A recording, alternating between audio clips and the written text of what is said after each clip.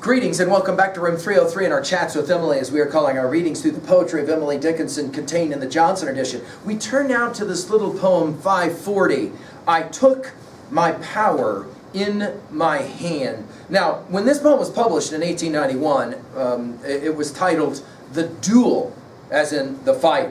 Some have seen this as another Sioux poem, and in regards to this, it kind of takes us maybe to poem 1290 and the whole idea of Sioux. When we get to poem 1290, we'll play the game this way with her. The most pathetic thing I do is play I hear from you. I make believe until my heart almost believes it too. And when I break it with the news, you knew it was not true. I wish I had not broken it.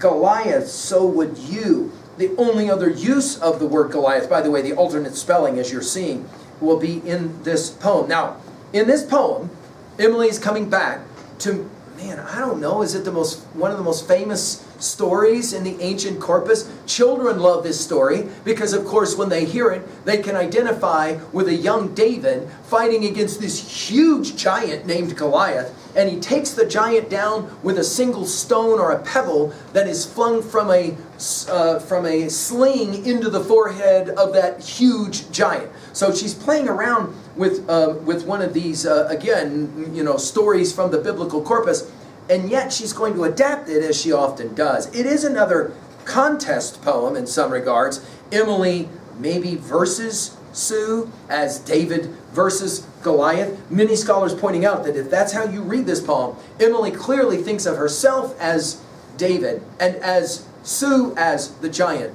But, as is so often the case with Emily, she reverses the play of the whole story to who wins. Let's read it. I took my power in my hand and went against the world. 'Twas not so much as David had, but I was twice as bold. I aimed my pebble, but myself was all the one that fell. Was it Goliath was too large, or was myself too small?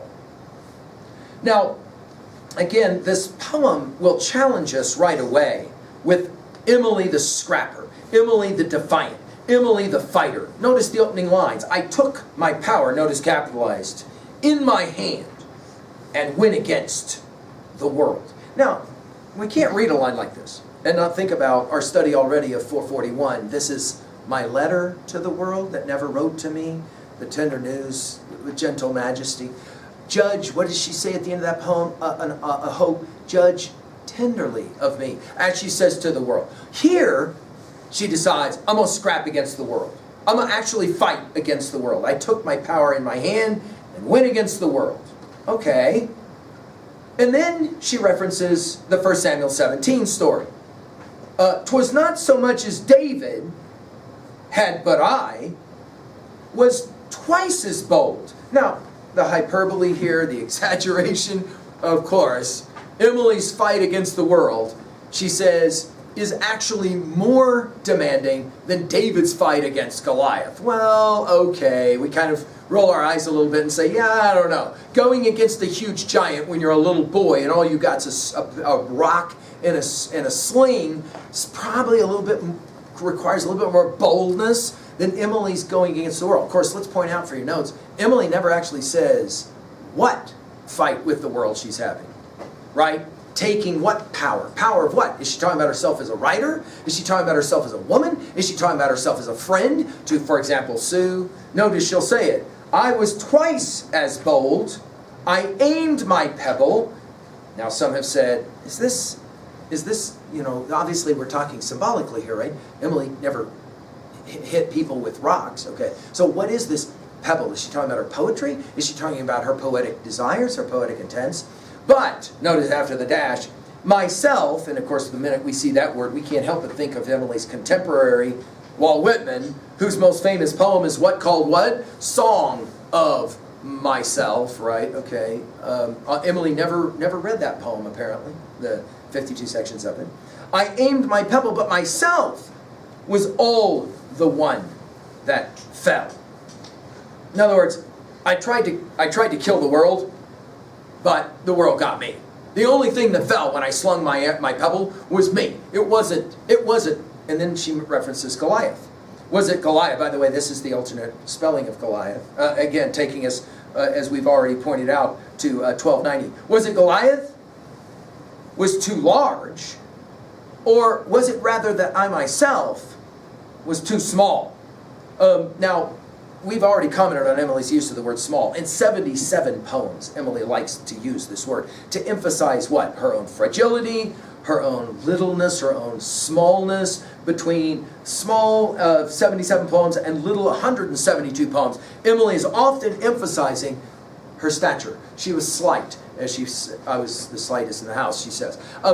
In other words, I tried to take on the world, but I couldn't do it. The world got me. I didn't get the world. And it's probably because, for me, I was no David, and my pebble didn't hit Goliath in the forehead, and Goliath was too big, and I couldn't do it. I couldn't take it on. Now, at 2a, if we have to find a message here, and there's a number of them, I think one is that it is hard to take on a task you know you cannot succeed at, right? The impossible, if you will. It's hard to take on the world. Because why? Because in the end, the pebble you sling against the world ultimately will redound back to Jack Yo, right? At 2b, well, the hyperbole is wonderful in this poem, as well as the rhetorical question. Notice she's asking somebody, is it you? Is it somebody else? Is it Sue, possibly? Was it that Goliath was too big, or that I was too small? Of course, note the irony. In the story that we are playing with in 1 Samuel 17, the story suggests that the reason why David was able to kill Goliath was that he had a certain kind of providence on his side, i.e. God on his side. Here, notice, there seems to be the absence of any of that. At 3a, well, obviously, the 1 Samuel story of David versus Goliath. And you can think about any number of texts you've read that play against the small versus the large. And is it true that the small ever actually defeats the large, or is it often the inverse? Finally, to own a poem like this, what was a time when you took on the world, whatever that is for you, and you lost, the pebble got you? And what was a time in your life when you took on the pebble and the world and maybe you won? Some of you will say reading 1,775 Emily Dickinson poems is a certain kind of challenge. Thank you.